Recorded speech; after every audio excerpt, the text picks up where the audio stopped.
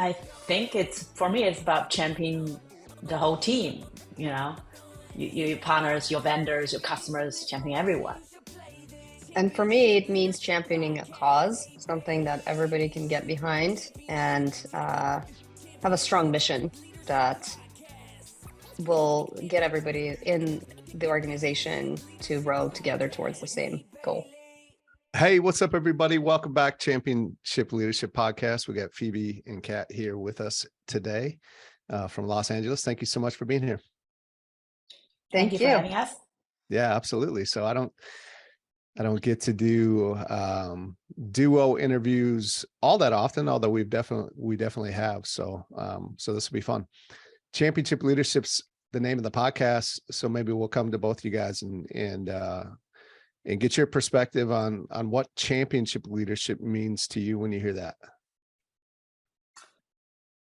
I think for me, it's about championing the whole team, you know, your partners, your vendors, your customers, championing everyone.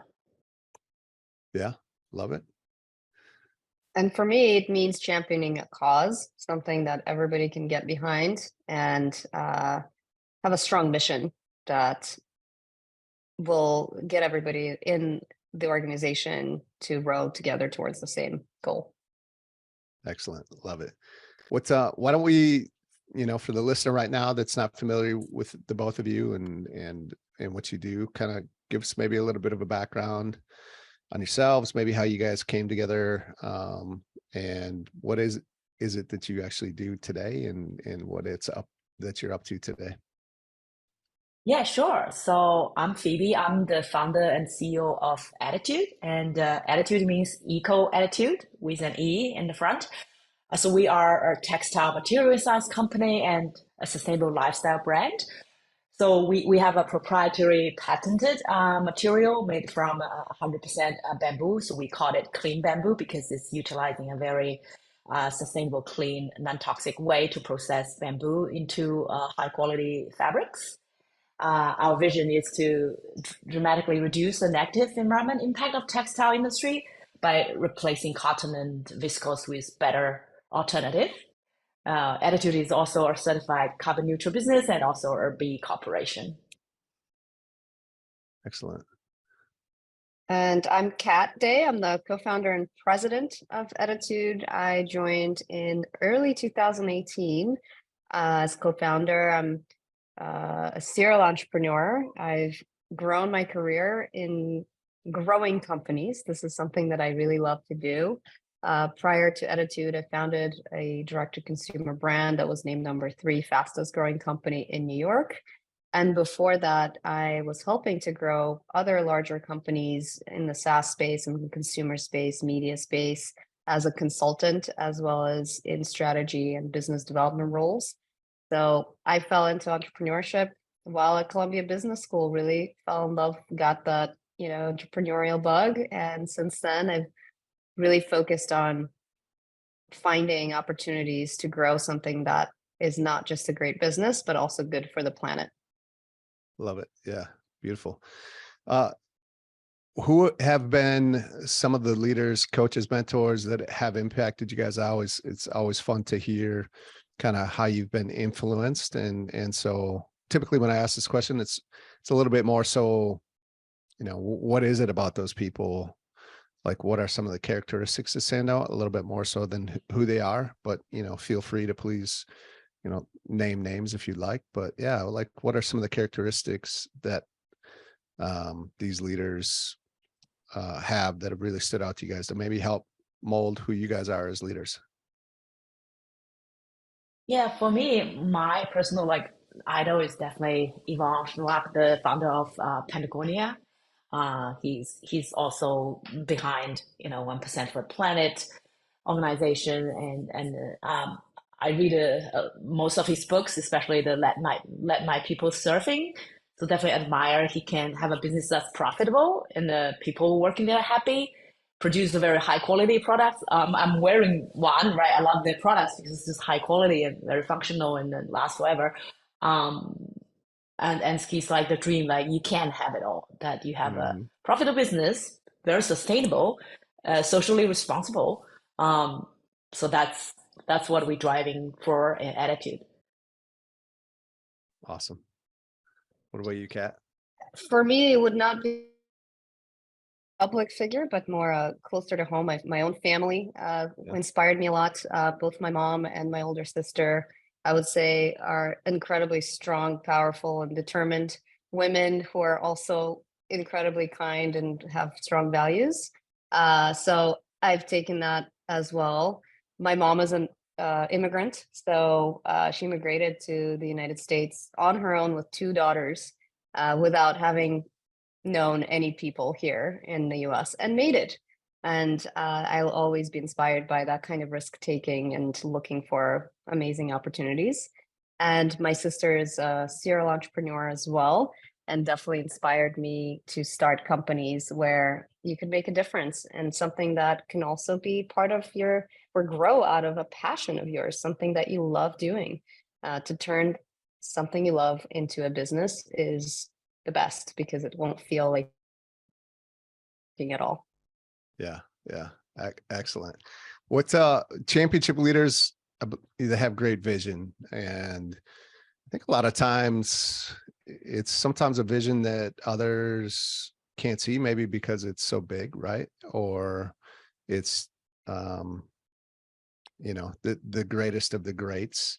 They tend to be able to see things a little bit differently than everyone else, I guess, if that makes sense. And then they also have, on top of that, I believe, courage to take action on it. So I always love to hear what it is that's the vision for you guys, and more importantly, as well as, you know, what's that impact that you like to make. And I can already tell, you know, by talking to both of you that the impact seems to be very important for you guys. So anxious to hear. Well, definitely. I think our vision is definitely to make more positive impact. So we think just being sustainable is not even enough these days. That we gotta repair, right? You not just do no harm, but you start to repair the system, repair the environment. So I think for us is do that by better textiles, because textiles touch so many people. There's so much usage.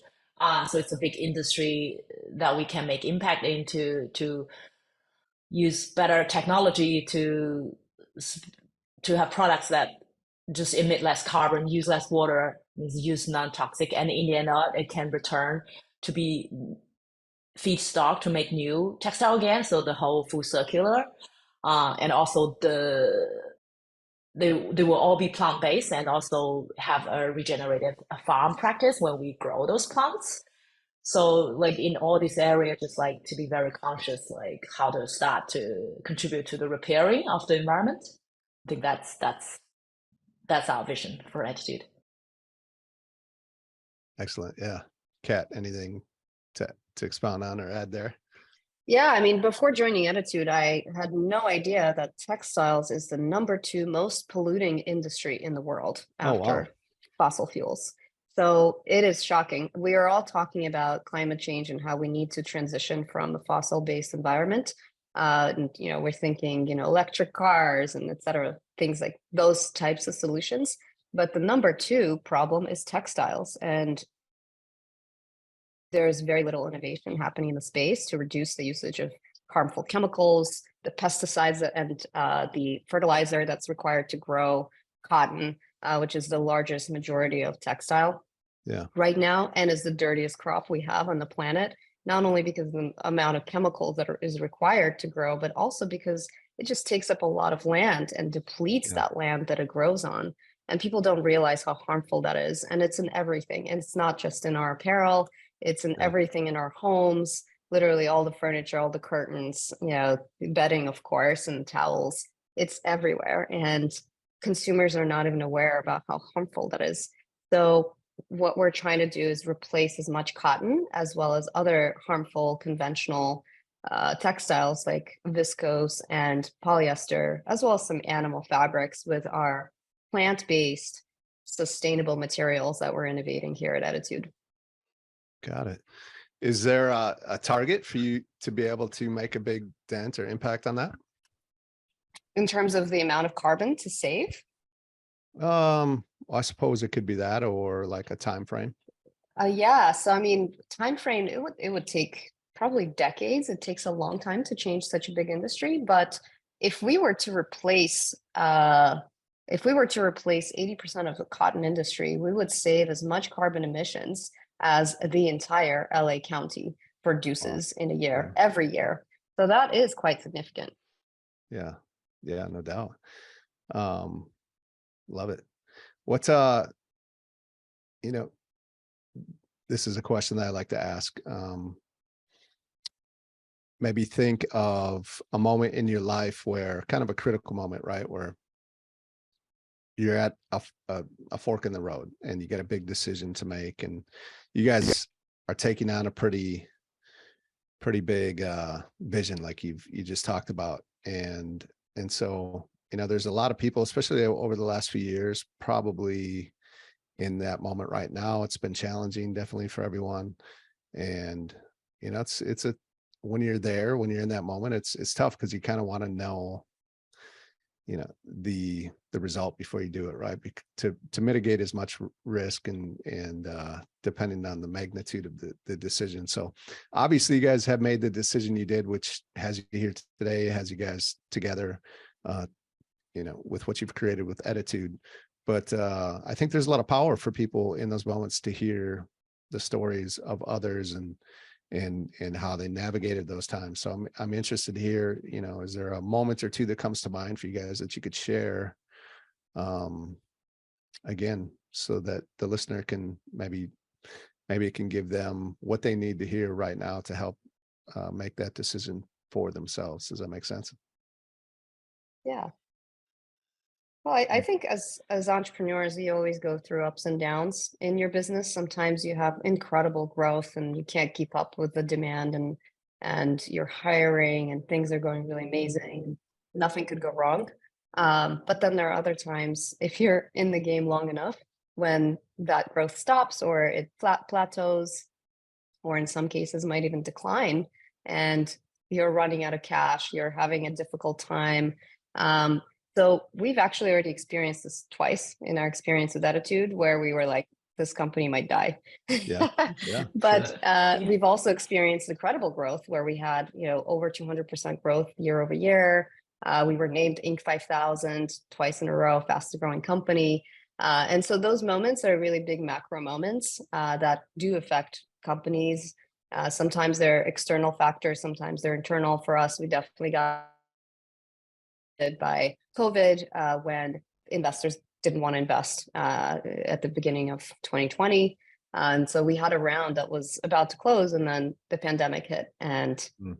that kind of fell apart. So we had to scramble and figure out solutions on how we position the company for doing well during an uncertain time.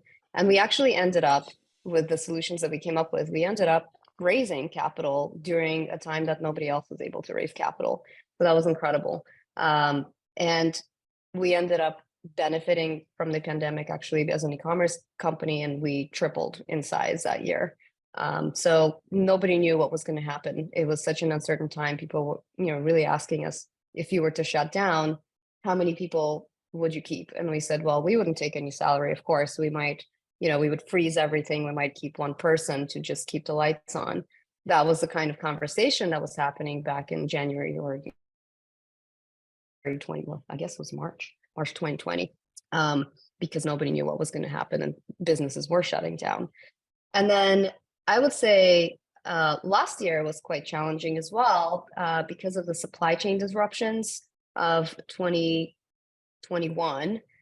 There was quite a bit of overstock in the market, and everybody was seeing a decrease in consumer demand as well, because Mhm. everybody assumed that demand for certain categories would continue to be as strong as they were in 2020 and 2021.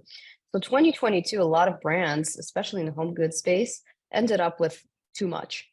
There's lots of furniture that actually finally arrived after 12 months delays in the port, and all of these furniture stores and warehouses were just flooded with big items, and they had to move them quickly. So you saw big discounts, 70% off, 80% off, the best kind of luxury furniture. if you guys shop during that time, that was a great time to pick something up.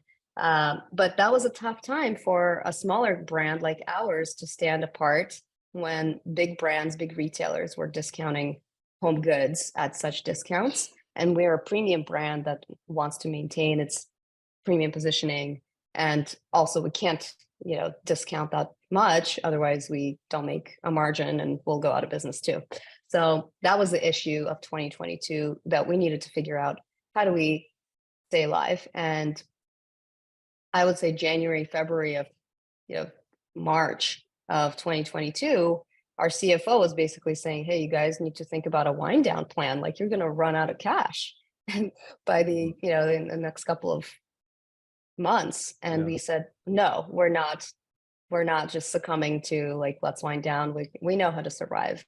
And so we made really quick adjustments to our business to be able to ride out a tough time. And I'm very proud to say we were profitable towards the end of the year. Yeah. Love it. Yeah. Thank you. Phoebe, what about for you? Yeah, I agree. It's entrepreneurship. It's a long journey, right? And also success is not guaranteed, but the obstacles is guaranteed in various times. And also in this world, like dramatic change is guaranteed or almost like a constant thing. The only thing that doesn't change is change itself. I agree with that.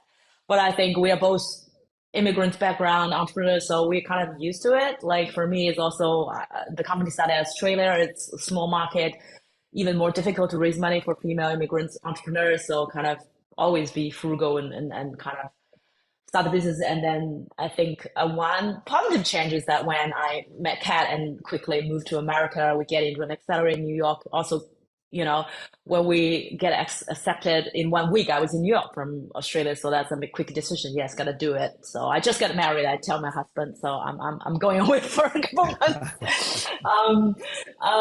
But that's a positive change. But after that, as Kat said, that's quite a roller coaster. There's exponential growth, but there's also obstacles. But I think in the end of the day, it's part of the entrepreneur journey. I think there are three ways you kind of face difficulties. One is just being crushed by it and being very painful, and the second is like fight it.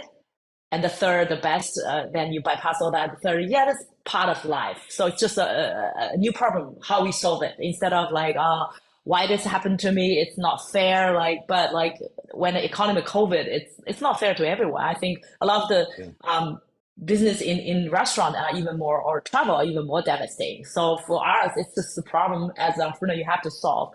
No need to complain on winning. It's just like part of life. But when you have that kind of stoic kind of face it actually makes your brain a bit better to tackle problems, kind of stay kind of calm and just think of, okay, we're problem solvers. Entrepreneurs are problem solvers, just have to solve it.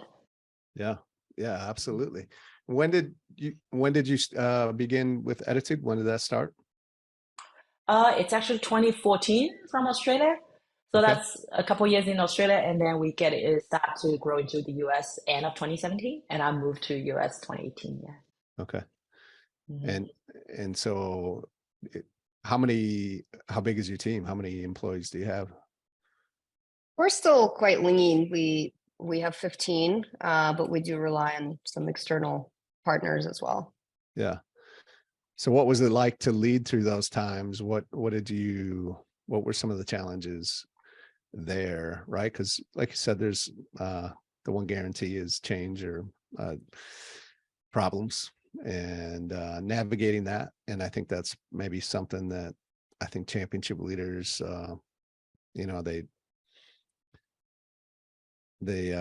they thrive, I guess you'd say, in those moments. And so what were some of the ways that you guys were able to step up, or when it came to your leadership? Yeah, I think we relied on our values as a company, our culture values, which we have memorialized as a team. So I'll talk about just the most important one during that time, I think, was the transparency, which is to show honesty and courage. It was very important for us to talk to our team transparently about what was going on, as well as the plan. I think people need to see what is your plan and how is this going to work. And especially during tough times, and right now a lot of companies are going through layoffs, we had to do that as well. And so it was really all about, we are in a very difficult spot, but it's going to put the company on the right track. And so then the people who will stay, they will be continuing the mission and it will be stronger going forward. And one of the best pieces of advice that we received was, during a tough time like layoffs, you really need to go deep, as opposed to having multiple rounds of layoffs, which will destroy your morale and your culture and the trust that your team has in you as a leader. Because, you know, you do it once and, you know, everybody who stays is comfortable that this is it, nothing else is going to happen. But if you have more than one layoff, it's really devastating to a company. Yeah. Yeah. What about yourself, Phoebe, for you during those times? Yeah, I totally agree. It's just be honest to yourself, to your team, and to your investors, right? Exactly. Just like, and I think since we are like really fact-based company about our materials, our impact, and data is like, these are the facts, and this is the plan, and also show that you'll be able to execute the plan, right? So that those trust, well, there's always like difficulties when the trust is earned, when and team and investors see you said you're gonna do something and you exit that pretty on par, that's trust. Like outside external things you cannot control, but you can always kind of control how you deal with it. So that's where is trust is built. Yeah. Love it. Yeah, that's great. As we start to wrap this up, and I'll come to both of you guys, maybe one or two things that if you could give to the listeners that if they could implement today in their life would help move their life forward, what would be those nuggets or pieces of advice or principles to live by? I like to have a goal and a vision for my next 5 to 10 years, and also every year. So it's February 2nd that we're recording this, but you know, we just went through this whole New Year's resolution.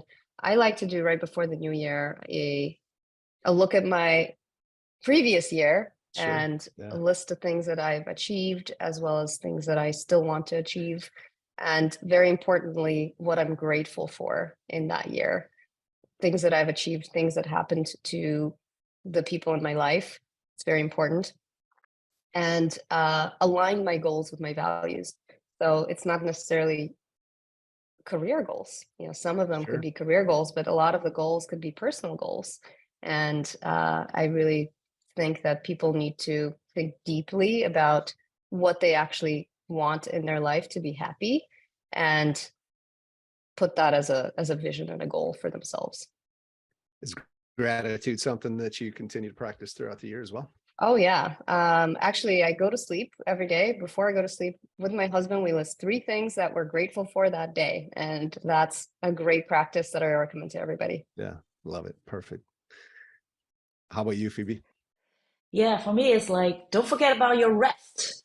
So we are a company all about advocate for sleep and rest. That recharges you. Even there's Especially in difficulties. some bamboo sheets, right? Yeah, definitely. I am also very glad I took a good holiday during last Christmas. That definitely, recharged me kind of mentally and physically. So even this entrepreneur always busy, hustling, but don't forget that take little breaks. During the week, important. during that's very important. Otherwise, definitely you will burn out how strong you are. Yeah. And like you said, especially for entrepreneurs, because I don't know, it seems like almost taboo, right? Like the hustle grind message seems to be a popular one nowadays. And I think the rest and the recovery is so important, and it's probably one that gets ignored, right? Not just from sleep, but like you said, just taking some time off as well, right? To recharge. Yeah, because if you are under, if you don't take enough rest, sleep, not sleep enough, your cognitive your intelligence is going down. So, and for entrepreneurs, it's about make the right decisions, not to about make a lot of decisions. Yeah. Then you probably make a lot of decisions, but they are not high quality decisions. In the end of the day, you're busy, but not see things moving. Yeah. So sometimes, yeah, kind of really rest well and have a very clear mind and think the decisions are important things. Yeah. Excellent. What's the best way? Is there a main channel for the listener to find out more about you guys and Ettitude, and whether it's your website or social media, if you have a presence there? Yes, you can go on ettitude.com, which is spelled Ettitude. So like eco attitude. So an attitude with an E in the beginning. And you can find us on social media on Instagram at Ettitude Store and on LinkedIn and Twitter. So look out for us there. Excellent. Yeah, we'll get that linked up for sure. And appreciate you guys being here today. And as you're listening right now, if you've enjoyed this conversation and you want more incredible conversations from incredible people and leaders out there, stay right here for the next episode. But Phoebe, Kat, thank you so much for your time today. I've really enjoyed it. Thank you. Thank you.